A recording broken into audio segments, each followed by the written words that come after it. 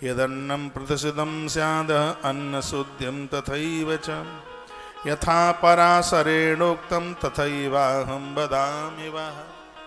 महात्मा पराशर अन्न शुद्धि के लिए काफ़ी बातें करते हैं। कुतरा यदि दृष्टि डाल गया है, उसको सूंघ गया है या उसमें अपना मुंह लगा गया है, तो वर्णन किया गया है कि थोड़ी सी यदि वो वस्तु है तो उसको त्याज्यत कर देना चाहिए।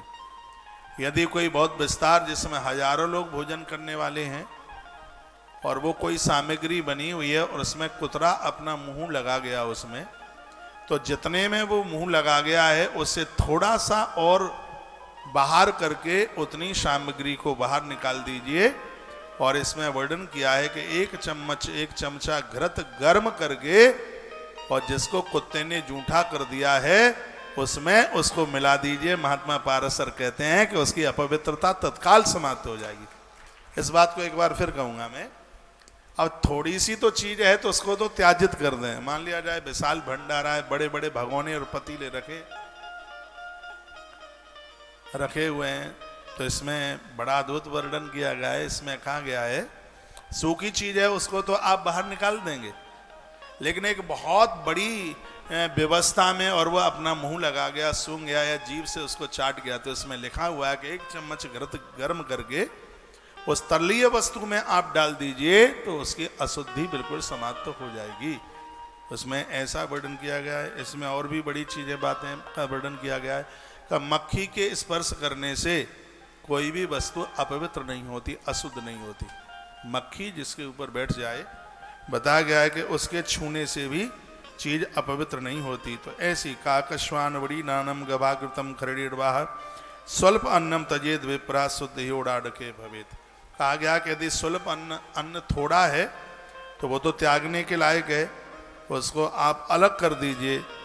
यदि वह ज़्यादा है तो इसमें इस प्रमाण के साथ में इस बात को कहा गया कि अन्न के उस निर्धारित अंश को अलग कर दें उसको, और उसमें देखो इसमें लिखा है कि सोने का जल भी उसमें डाल करके और उसमें आग में संतप्त करके जो चीज़ जूठी हो गई है उसको द्वारा अग्नि के ऊपर गर्म करके फिर आप उसको काम में ले लेते हैं, तो उसमें किसी भी प्रकार का कोई दोष नहीं है। तो मैंने एक दिन आपको बोला है कि इस कलकाल में जीवन जीने के लिए जितना महात्मा पाराशर ने अपनी संहिता में वर्णन किया है उतना कहीं दूसरी जगह हुआ नहीं है। कहा गर्म घी डालने से, अग्नि पर उसको द्वारा गर्म करने से वो वस्तु अपने आप में बिल्कुल शुद्ध हो जाती है, ऐसा वर्णन कर दिया गया। और एक बात कहकर मैं आरती करूंगा। वो एक बात यह है कि इसमें लिखा है कि आप कोई बहुत विशाल कोई ऐसा भंडारा कर रहे हैं तो उसमें सबसे पहले ब्राह्मणों को भोजन कराएं।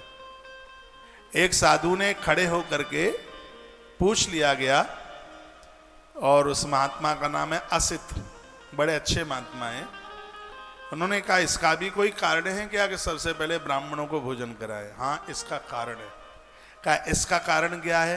कहा जब ब्राह्मण भोजन करने से पहले जो वेद के मंत्र बोलते हैं, देवताओं के नाम के जयकारे लगाते हैं, अनजान में अन्न दूषित हो गया है, जिसको कोई देख भी नहीं पाया, जिसको किसी ने छू लिया, किसी जानवर ने, किसी जीव ने उसको छू लिया, तो महात्मा पाराशर कहते हैं कि ब्राह्मणों के द्वारा वेद मंत्र बोलते ही उसकी शुद्धि हो जाती है, पूरा का पूरा अन्न शुद्ध हो जाता है। इसलिए भोजन में सबसे पहले ब्राह्मणों को बिठाने का विधान कहा गया है।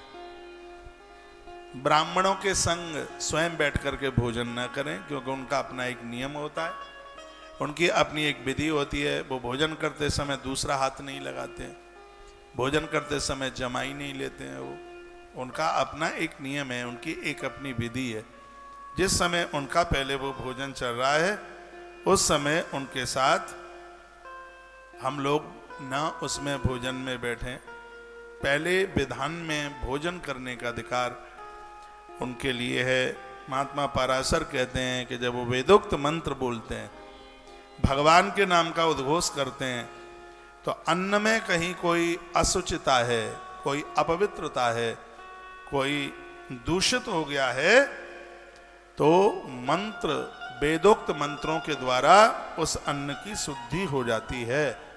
तो महात्मा पराशर कहते हैं, इसलिए जब आप भोजन कराते हैं, भंडारा करते हैं, किसी को जमाते हैं, तो सबसे पहले वेदोक्त ब्राह्मणों को बिठा करके जमाइए, और जिनके मंत्रों के द्वारा भगवान का तो भोग लगता ही है, लेकिन उनके मंत्रों के द्वारा अन्न की अपवित्रता समाप्त हो जाती है, अन्न की अशुद्धि समाप्त हो जाती है।